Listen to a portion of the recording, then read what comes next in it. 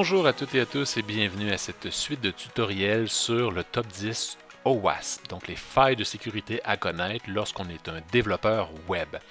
On est déjà rendu à la troisième faille qui se nomme exposition de données sensibles.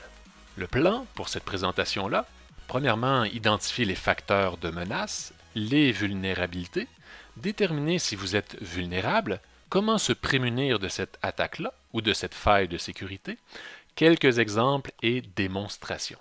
Je tiens à vous informer que j'ai déjà mis sur le web une capsule qui démontre l'exposition de données sensibles grâce au FTP sniffing, donc j'utilise Wireshark et FileZilla et le protocole non sécurisé FTP et je vous démontre comment récupérer un nom d'utilisateur et un mot de passe. Et j'ai fait le même exercice pour le HTTP, qui est un autre protocole non sécurisé. Donc, je me connecte sur un site web, je remplis un formulaire de connexion, et grâce à Wireshark, je suis en mesure de récupérer le nom d'utilisateur et le mot de passe. Donc, allez voir ces vidéos-là si ça vous intéresse de passer à l'action immédiatement. Mais je crois tout de même intéressant de faire un peu de théorie pour vous mettre en contexte et partir sur des bonnes bases. Je tiens aussi à dire que le matériel, cette vidéo-là tutoriel, est basé sur le contenu du OWASP Top 10 qui a été traduit en français et la licence de ce matériel-là, c'est le Creative Commons by SA. Ça veut donc dire que je dois spécifier d'où provient ce matériel-là, donc de l'équipe du OWASP Traduction en français, et SA c'est pour Same Attribution. Ça veut dire que cette vidéo-là va aussi être sous la même licence, donc Creative Commons by SA. Donc les facteurs de menace pour l'exposition de données sensibles. On dit la cryptanalyse, cassage de l'algorithme ou de la clé reste rare. On dit que ce n'est pas facile nécessairement de casser une clé. On préfère obtenir les clés, effectuer des attaques du type man in the middle, donc l'homme du milieu, entre le client et le serveur, accéder aux données en clair sur le serveur en transit. Par exemple, quand on parlait du FTP et du HTTP, c'est des données qui sont en transit, qui sont échangées en clair, ou depuis le client de l'utilisateur, par exemple le navigateur. Une attaque manuelle est requise dans la majorité des cas. Des bases de données de mots de passe précédemment récupérées peuvent être brute forcées, donc récupéré par la force, par des processeurs graphiques, des GPU. Et on a une capsule entièrement dédiée sur les Rainbow Tables. Je vous présente aussi des sites qui permettent de craquer des hashes de mots de passe. Vulnérabilité. Au cours des dernières années, cela a été l'attaque impactante la plus courante. La principale erreur est de ne pas chiffrer les données sensibles. Vous utilisez du FTP, du HTTP, d'autres protocoles non sécurisés et même le DNS. Il y a une tendance à vouloir délaisser le DNS qui est échangé en clair par un domain name server sécurisé. Donc de ne pas chiffrer les données. Et même quand on entrepose des données sur le serveur, de ne pas chiffrer par exemple des numéros d'assurance sociale, des mots de passe, de hacher les mots de passe, donc c'est des erreurs graves. Les autres erreurs fréquentes sont génération de clés faibles. Dans un tuto, on vous montre comment générer une clé RSA. Si vous générez une clé RSA de 128 bits, c'est peut-être pas assez. Aujourd'hui, on recommande 2048 bits. Choix de configuration incorrect des algorithmes. Vous avez utilisé un algorithme que vous pensez fiable, MD5, mais c'est vraiment pas fiable. Donc, ça serait plutôt utile d'utiliser le bcrypt, mais est-ce que vous l'avez utilisé de façon efficace pour que ce soit sécuritaire? Donc, c'est des erreurs à éviter. Et protection insuffisante des mots de passe. Donc, où vous avez entreposé vos fameux mots de passe, dans un gestionnaire de mots de passe ou dans un fichier texte sur votre bureau. En ce qui concerne les données en transit, les faiblesses côté serveur sont pour la plupart faciles à détecter. C'est plus difficile pour les données déjà stockées. Les impacts. L'exploitation peut résulter en la compromission ou la perte de données personnelles, médicales, financières, éléments de carte de crédit ou d'authentification. Donc, ça peut aller très loin. Ces données nécessitent souvent une protection telle que définie par les règles générales sur la protection des données ou des lois locales sur la vie privée. Ça vaut vraiment la peine de voir dans votre pays, est-ce que des règles qui sont établies par rapport à la protection des données privées sur la vie privée de vos utilisateurs. Donc, on pense entre autres au General Data Protection Regulation, et au Canada aussi, les règles se resserrent, et partout à travers le monde, on se rend compte que de protéger les données confidentielles, ce n'est pas facile, et donc l'étau se resserre sur les développeurs, sur les institutions pour protéger ces données-là. Est-ce que je suis vulnérable? Une des premières étapes, c'est de déterminer quelles sont les données qui doivent bénéficier d'une protection chiffrée lors de leur transfert ou lors de leur stockage. Si j'offre un site web ou une application web, bien évidemment que je vais devoir utiliser le HTTPS pour Secure. Mais les mots de passe aussi, comment je vais les entreposer dans ma base de données? Les données des patients, les données médicales, les numéros d'assurance sociale, les numéros de carte de crédit, les données personnelles.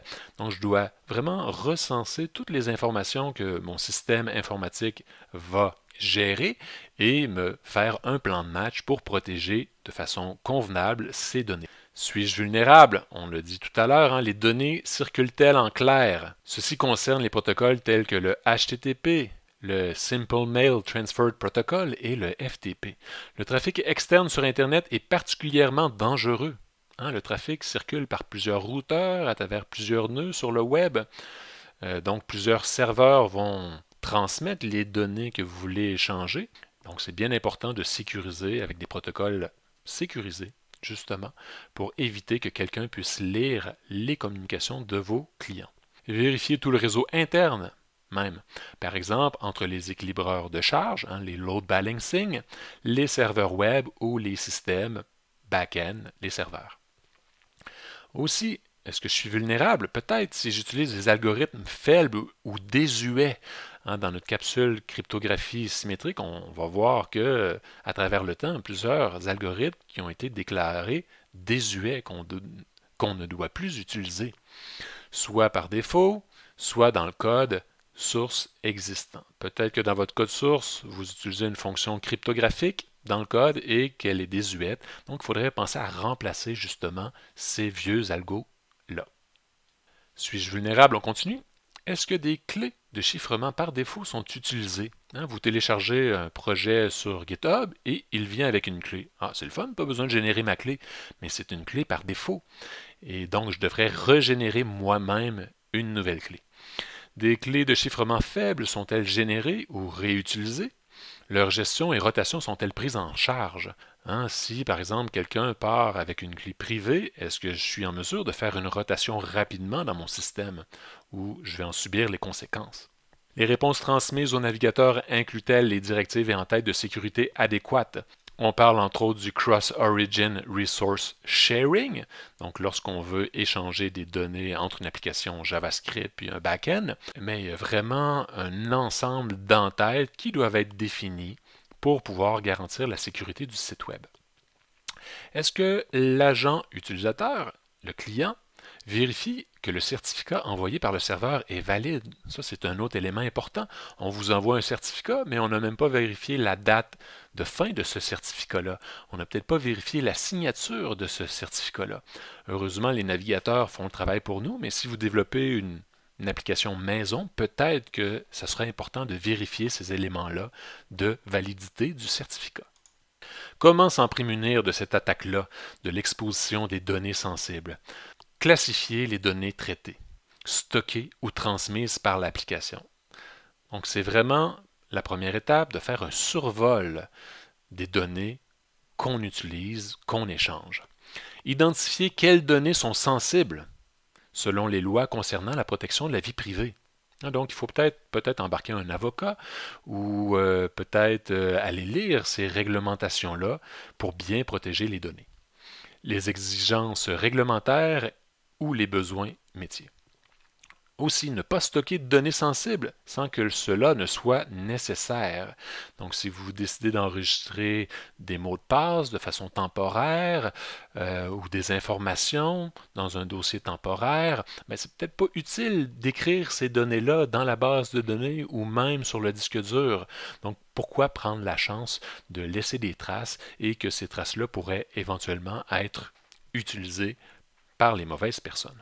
Voilà, les données qu'on ne possède pas ne peuvent pas être volés. Donc pourquoi les enregistrer sur un disque ou dans la BD? Comment s'en prémunir? On continue. S'assurer de chiffrer toutes les données sensibles au repos.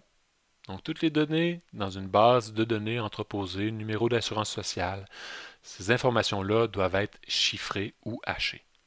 Choisir des algos éprouvés et générer des clés robustes. Donc les algos éprouvés, Bcrypt, SHA-2 et des algorithmes fiables. Et des clés robustes, on l'a dit, avec 2048 bits pour le RSA, donc on veut s'assurer d'avoir des clés robustes. S'assurer qu'une gestion des clés est en place. Quelqu'un, un développeur n'était pas content, il est parti avec une clé privée, il avait accès au serveur principal et il est parti avec la clé privée. Chiffrer toutes les données transmises avec des protocoles sécurisés tels que le TLS, Transport Layer Secure, qui est derrière le HTTPS. Et en parlant de HTTPS, on va avoir un exercice, un laboratoire sur comment mettre en place un site web et le sécuriser en mode HTTPS. Désactiver la cache pour les réponses contenant des données sensibles. Si les données passent par la cache, peut-être que ces requêtes-là vont être enregistrées dans un log, dans des fichiers, dans des bases de données pour justement, habituellement, c'est pour accélérer le système, mais si ça le rend plus vulnérable et que ça expose des données sensibles, il vaudrait mieux désactiver la cache. Donc, à chaque fois que j'ai des échanges entre le client et le serveur au niveau web, mais je devrais désactiver la cache. Là en tête, no cache devrait être utilisé. Stocker les mots de passe au moyen de puissantes fonctions de hachage adaptatives avec Cell. On a une capsule sur comment utiliser le Cell, le Salt and Pepper. Donc, on parle des algos comme Argon 2, Script, Bcrypt, PBK, DF2 qui devraient être utilisés. Vérifiez indépendamment l'efficacité de la configuration de vos paramètres. Donc, les paramètres que je vais définir au niveau de mon serveur web, est-ce qu'ils sont efficaces? Est-ce que les entêtes que j'ai définies pour sécuriser les échanges sont bien configurées et est-ce qu'elles fonctionnent? Donc, ce serait une vérification qui devrait être faite au niveau du serveur web. Des exemples, le site Altoro Mutuel qu'on utilise pour faire des tests au niveau de la cybersécurité, on peut voir que on a un beau point d'exclamation et que ce site web-là est non sécurisé, donc le protocole HTTP est utilisé. Si ça vous arrive, évitez d'utiliser le site. Un autre exemple, vous avez peut-être accès à un dossier qui contient de l'information confidentielle ou des dossiers qui sont ouverts et un dossier de cache, peut-être des informations sensibles qui ont été enregistrées dans la cache et accessibles sur le réseau. Il n'y a pas tant d'informations sensibles d'utilisateurs dans ce cas-ci, mais parfois quand votre application est mal configurée, elle va retourner des messages d'erreur complets. Par exemple, avec Laravel, si vous faites une erreur ou qu'il y a un problème, il va vous afficher un beau message complet avec la stack trace et ça pourrait contenir des informations confidentielles comme parfois des noms de machines, des ports, des technologies utilisées et parfois même des noms d'utilisateurs et des mots de passe. Donc vraiment à éviter. Et un autre exemple, c'est Apple qui avait créé une API et cette API-là utilisait des clés séquentielles. Donc on peut voir ici que lorsqu'on utilisait un numéro qui semble unique et quand même complexe à l'origine, mais on pouvait faire varier les derniers chiffres, les derniers nombres. Et à chaque fois qu'on faisait une requête avec un nombre incrémenté de 1, on se retrouvait avec un nouveau compte utilisateur et dans ce cas-ci, c'était des comptes en lien avec l'armée des États-Unis. Donc, éviter justement, c'est un autre conseil, ça fait partie d'une autre faille de sécurité, mais d'utiliser des identifiants séquentiels qui pourraient mener à l'exposition de données sensibles. Donc, j'espère que ça vous a donné un peu plus d'informations sur ce qu'est l'exposition de données sensibles. De façon générale, c'est sûr, il faut utiliser le HTTPS, utiliser le FTP, ou on n'a pas parlé du protocole SSH, mais qui est le Secure Shell. Ces protocoles-là devraient être utilisés. Et par la suite, si vous entreposez des données sensibles, que ce soit des numéros de carte de crédit, des numéros d'assurance sociale, on devrait les chiffrer convenablement avec des algorithmes reconnus et une force quand même assez fiable. Et si vous entreposez des mots de passe, ces mots de passe-là devraient être salés et hachés convenablement pour qu'ils puissent être entreposés dans la base de données. J'espère que ça vous a plu. Maintenant, peut-être est venu le temps d'expérimenter avec l'autre vidéo sur le FTP sniffing ou l'autre sur le HTTP sniffing. Et si vous avez apprécié, n'hésitez pas à mettre un petit pouce vers le haut. Et si vous aimez la cybersécurité et la programmation, pourquoi pas s'inscrire à la chaîne. Vous n'aviez qu'à cliquer sur le petit bouton subscribe et la petite cloche juste à côté et vous serez informé des nouvelles vidéos qui seront diffusées en temps réel ou presque.